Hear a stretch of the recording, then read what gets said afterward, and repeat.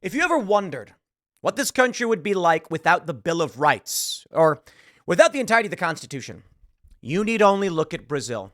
They don't have free speech. You can actually go to jail for telling jokes. I got a story about that for you in a second. The big news right now is that Elon Musk will be investigated over fake news. Why this matters? Well, for one, props to Elon Musk for defending free speech in Brazil in light of threats from the government. They want Elon to ban certain accounts, and he says, why? That goes against the constitution of your country. They say, we don't care.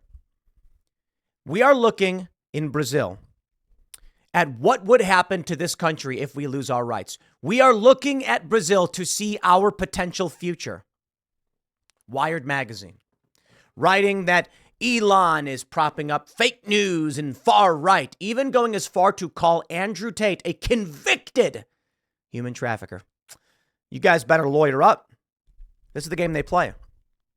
They are basically claiming that Elon Musk is trying to unlock these fake news accounts that lie about everything because they are on the side of Bolsonaro. Yeah. There have been accusations of voter fraud. YouTube, I believe, actually has a rule in place that they'll ban you if you argue there was voter fraud in Brazil. It's really funny how these things are playing out. I feel like there is something afoot. I think most of you would agree. But we are certainly being treated like chickens in a chicken coop. Whether it is corporate interests globally or political interests, whatever it may be, there are powerful individuals who believe they are smarter and better than you, and they would do evil things to retain that power because, well, they're just. This is what I was saying this on Timcast IRL. Do we care? Do I care? Does anybody care who's in charge of Chicken City? Chicken City, for those that don't know, is our chicken coop where we have a live stream running 24/7 of the chickens. Now, there is a pecking order. There is a rooster who's in charge. None of us care. They can't do anything to stop us. We can go in and take whatever we want. We take their eggs. They're delicious chicken eggs. That's how I feel we're being treated. Now, the challenge for these powerful interests is that they're as human as we are, and we are able to challenge them back. And thanks to the likes of Elon Musk defending free speech, it's not going to be so easy for them. Brazil is just one example. They want to put ex-employees in jail. That's right. Elon Musk says that their employees have been told they'll be arrested. Elon is now trying to get them out of the country, but things are getting crazy. We got a lot to break down in this story. The most important element of which, my friends, is looking at what they're saying about Brazil, the actions they're taking, and then looking at the parallel in the United States. They would throw me in prison. They would throw Crowder.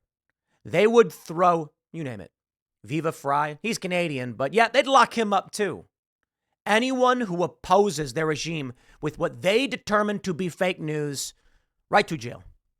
Because they're evil. They are evil people. You see, I think there's good and evil. I think people who are good are trying to build and repair. They're trying to network. I think evil people are trying to destroy and steal. Evil people have their own interests in mind. But the reason why I say it's evil, and there is malicious and there is the banality of evil. People who are evil believe that they are better, they are smarter, and everything must be done their way. The only problem is they're actually really stupid. Really stupid. No single individual human can truly understand the complexities of the machine. That is all of human society. A decentralized network is the best version. And I'll give you a really simple example. At the turn of the century of the 1900s, there were reports that the cities would soon be rife with horse manure. So much so that they would be shut down. There would be piles of horse waste on every corner, and there'd be no way to deal with it. Just too many horses. It was a crisis until the automobile was invented, and then everyone kind of forgot about the horse manure crisis. Now we have climate change, they say. You see, here's the thing. Midwits, people who are kind of smart and a little above average, but not that smart, can see there's a problem and then believe direct intervention is the method to solve it when it's not. Decentralization is, right? There's a funny story out of India that I have. It might be India. It might be Pakistan. I don't know. Snakes were in this village and they were running amok and they were like, we got too many snakes. So the government said, if you bring us the head of a snake, we'll pay you for it. Now you'd think this would result in all of the snakes being wiped out. No.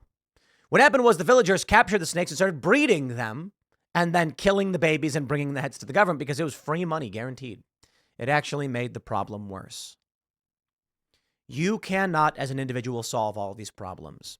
Now, perhaps these powerful elites are more interested in an AI simply taking over and ruling for us. I wonder how that would play out. Perhaps it would be the best system. Yeah, the best system at tricking you, manipulating you, and driving you into oblivion. Let's read the news from the AP, and then we'll go through what's currently going on. Rio de Janeiro. A crusading Brazilian Supreme Court justice has included Elon Musk as a target in an ongoing investigation over the dissemination of fake news and has opened a separate investigation into the U.S. business executive for alleged obstruction. In his decision, Justice Alexandre de Moraes noted that Musk on Saturday began waging a public disinformation campaign regarding the top court's actions, and that Musk continued the following day, most notably with comments that his social media company X would cease to comply with the court's orders to block certain accounts. Musk, the CEO of Tesla and SpaceX, who took over Twitter in late 2022, accused de Moraes of suppressing free speech and violating Brazil's constitution, and noted on X that users could seek to bypass any shutdown of the social media platform by using VPNs or virtual private networks. Musk will be investigated for alleged intentional criminal instrumentalization of X as part of an investigation into a network of people known as digital militias who allegedly spread defamatory fake news and threats against Supreme Court justices, according to the text of the decision. The new investigation will look into whether Musk engaged in obstruction, criminal organization, and incitement. This is the game they play. They play it here. The corporate press, one of my favorites was when the Today Show ran a fake story about me. They did this great thing where one of their crackpot lying writers included some random blog post that made crap up about me in a news article.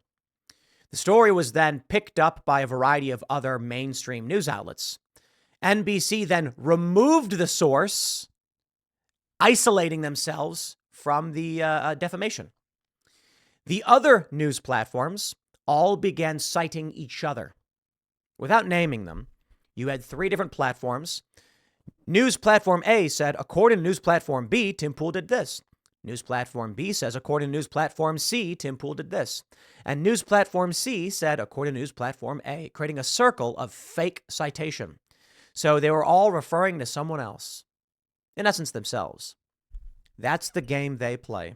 And then they say, if you dare try to expose or call this out, you are fake news and far right.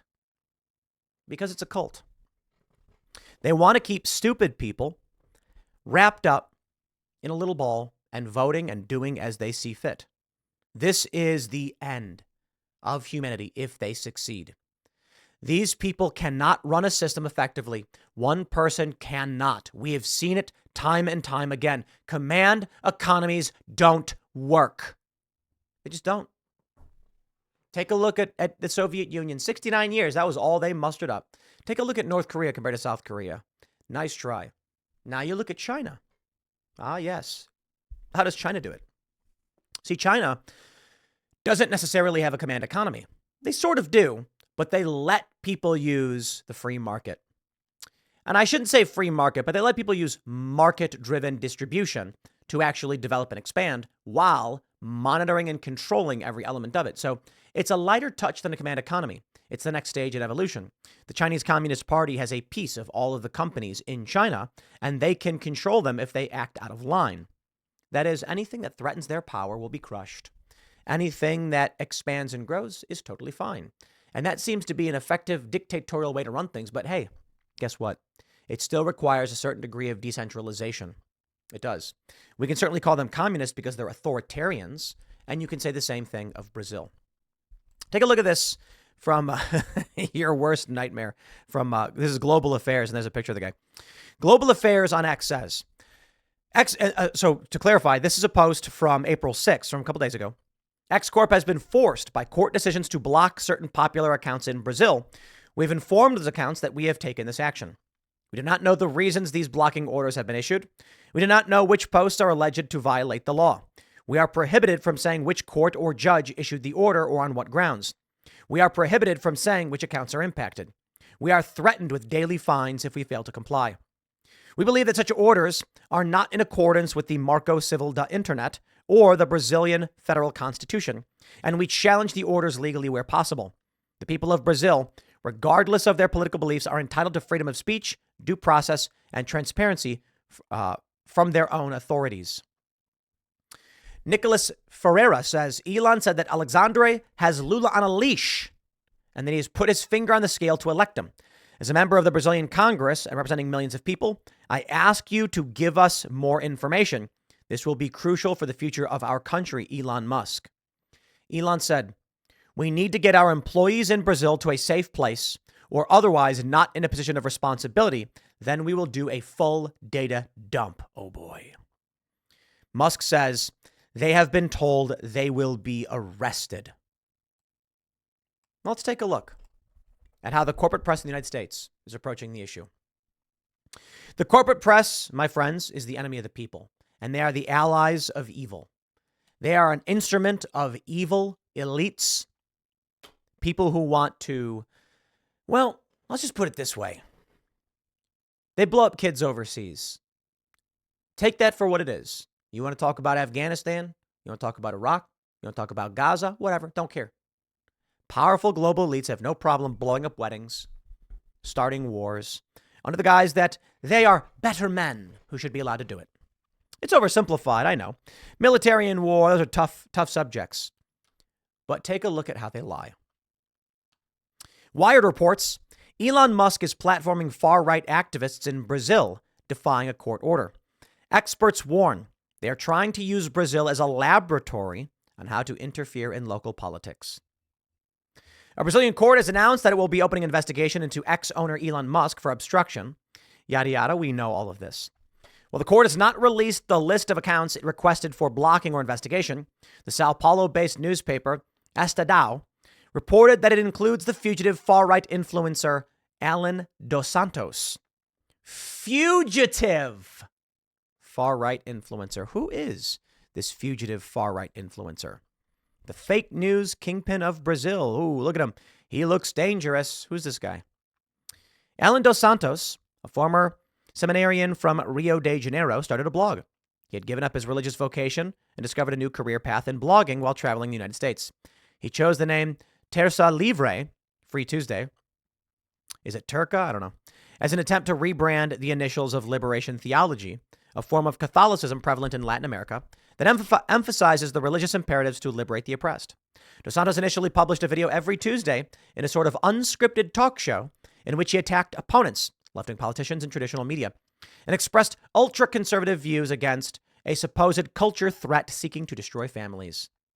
Okay. So the court said he's fake news, and because he's a liar, it's time to arrest him. That's the truth about Brazil. Let me tell you a story, and I'm going to drag in this comedian who has nothing to do with anything, but it's an interesting story. Rafinha Bastos. Do you guys know Rafinha? Let me pull up his account. He's not a very political guy. He's not a conservative guy or anything like that, but he has a very interesting story. I met Rafinha about 10 years ago, and, in Brazilian, it's, the R is Ha, so it's Rafinha. Rafinha Bastos. He is 47, from Brazil, and some call him the Joe Rogan of Brazil. He basically brought stand-up comedy to Brazil. Before him, it was all slapstick. Comedy was, two people would be standing on stage and a guy would walk in dressed up like a woman and then slip on a banana peel. He comes along and he does stand-up comedy. Now, let me tell you the story. I wonder if they actually have it here. They probably do. This was, actually, maybe they don't. I guess they don't. Controversy doesn't appear on his Wikipedia page. Let me tell you the story of Rafinha. He was on a talk show, and this is as a story was told to me. I believe is by I don't know if actually Rafinha told me this story, but I know him and many other people. He was on a talk show, popular, prominent in Brazil on TV, and they were talking about a pregnant celebrity. And there was a question over whether pregnant women are still attractive. And they asked him, they said, do you think she's still attractive? And he went, I do, her and the baby. And that was it. A joke so shockingly offensive that they threatened him with arrest. Brazil does not have free speech. For telling this joke, they were going to try and put him in jail. He ended up losing his job and he got canceled. I believe what happened after this is that he launched a YouTube channel, maintained wide popularity because he's a funny guy and he's very talented, and was able to succeed and carry on his career. But they pulled him from TV. They said, no, you're done. You're offensive and you're lucky you're not going to jail. I think he got fined. In the United States, you can tell jokes. They'll try and ban you. That's true. But it's not, it just depends, I suppose. You see, we have free speech, so they can't arrest you, but they can try and destroy your ability to communicate. Thanks to Elon Musk and Chris Pavlovsky of Rumble, we are winning the free speech fight. Well, I should say thanks to everybody involved supporting these platforms, that's for sure. Now take a look at this. They say this guy, Dos Santos, was a supporter of Jair Bolsonaro. They said that in 2020, he fled the country to avoid investigation for disseminating disinformation. That's crazy. It also includes right-wing YouTuber Bruno Ayoub, known as Monarch, who has over 1 million followers on X, and has argued that Brazil should recognize the Nazi party. You see, I don't believe them when they say these things because they're liars. And Brazilian billionaire and Bolsonaro supporter Luciano Hang. Separately, after taking over the company, Musk reactivated the accounts of Brazilian far-right politicians Carla Zambelli, Gustavo Gayer, and Nicolas Ferreira, who we just saw his tweet. Ferreira, a Bolsonaro supporter, openly questioned security of Brazil's electronic voting machines, even though he won his local legislative race. I don't see how that matters. Thanks, Wired, for including information that doesn't mean anything. Now take a look at this. Let's talk about how the corporate press handles things. They say under Musk, X has become a haven for the far right and for the far right and disinformation. After taking over, Musk offered amnesty to users who had been banned from the platform, including right-wing influencer and convicted human trafficker Andrew Tate. Whoa! I saw that right away. Andrew Tate has been convicted of nothing. As far as I can tell, and I'm like, that's a bold thing to say. That is defamation per se. So let me explain this for you. Defamation would be if you say someone did a thing they did not do, and it's disparaging. You can libel, slander, etc. So defamation is both. Libel is written. This would be libel, not slander. It is written, but it's defamatory.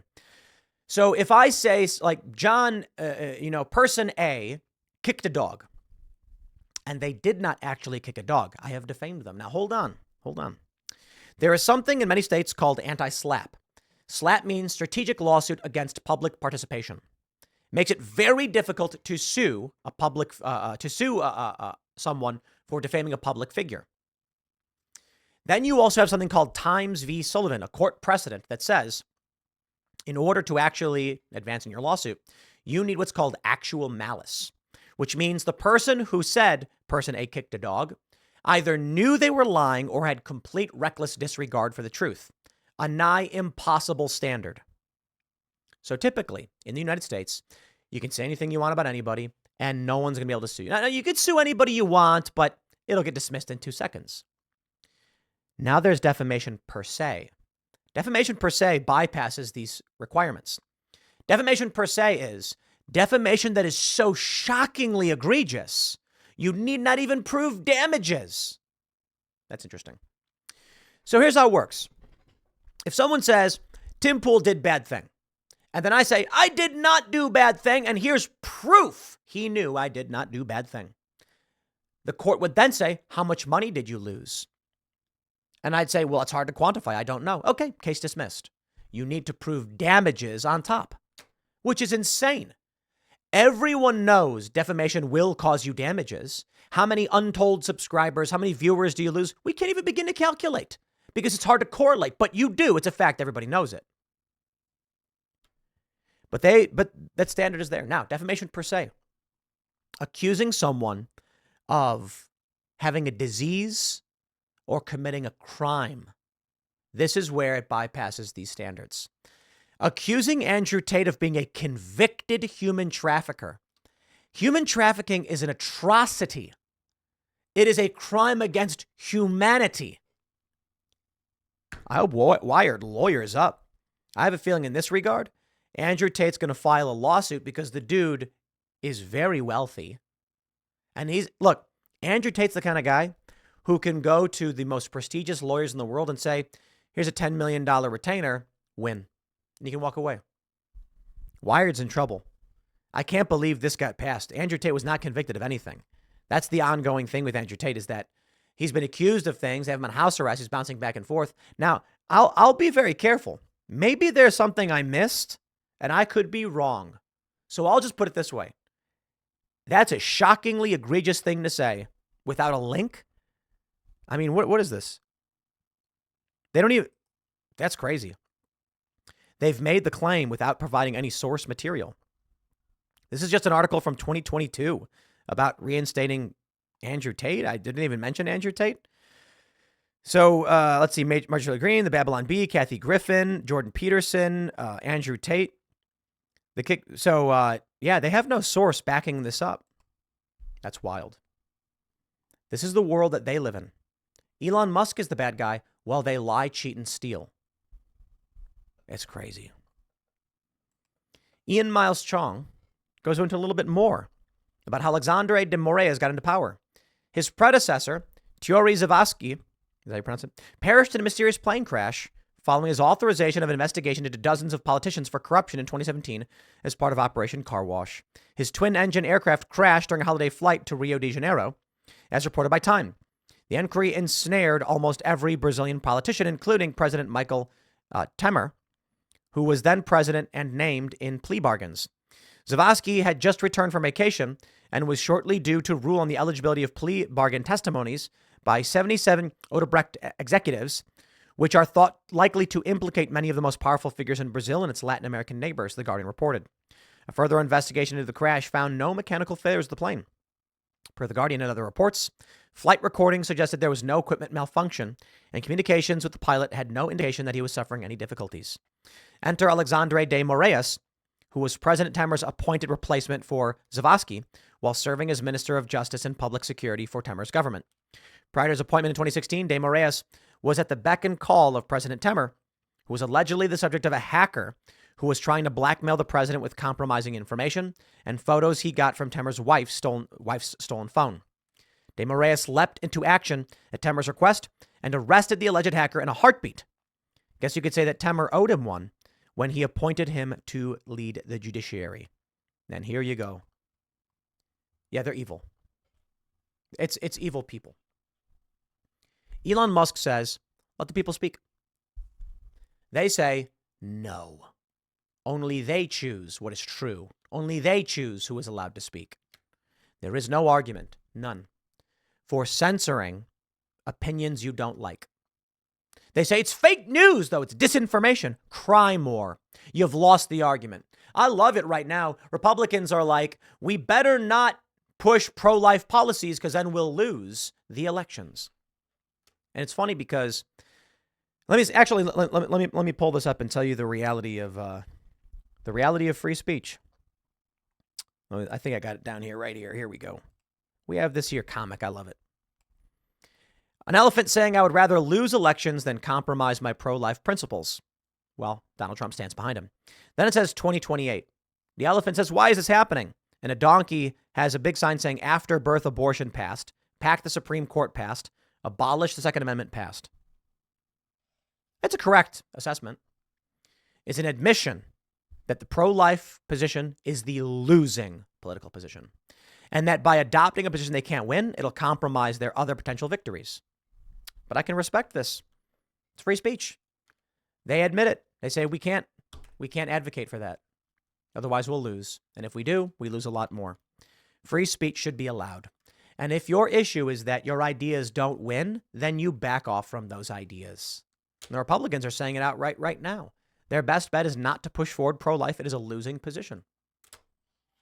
That's not how the Democrats would have it. They would have you shut down, arrested, imprisoned.